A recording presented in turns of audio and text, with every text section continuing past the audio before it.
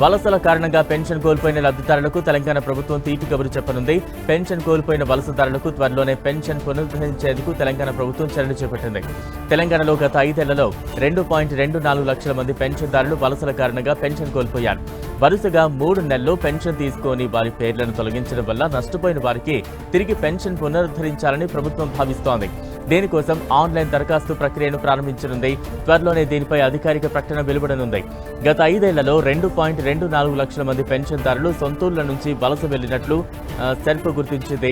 ప్రస్తుతం వరుసగా 3 నెలలు పింఛన్ తీసుకోకపోతే అధికారులు జాబితా నుంచి వారి పేరు తొలగిస్తున్నారు. అలాంటి వారు సొంతూరుకు తిరిగి వస్తే వారి పెన్షన్ను పునరుద్ధరించాలని ప్రభుత్వం భావిస్తోంది. తాజా లెక్కల ప్రకారం తెలంగాణలో పెన్షన్ పథకాల ద్వారా సుమారు 42.7 లక్షల మంది లబ్ధిదారులు నెలవారీ పెన్షన్ అందుకుంటున్నారు. వృద్ధులు, వికలాంగులు, ఒంటరి మహిళలు, ఎయిడ్స్ బాధితులు, చేతి వృత్తుల్లో ఉన్న వారికి నెలవారీ ఆర్థిక సహాయం అందిస్తోంది. వృద్ధులతో పాటు ఇతరులకు నెలకు 2,016, వికలాంగులకు నెలకు 4,016 చొప్పున పెన్షన్ అందిస్తున్నారు.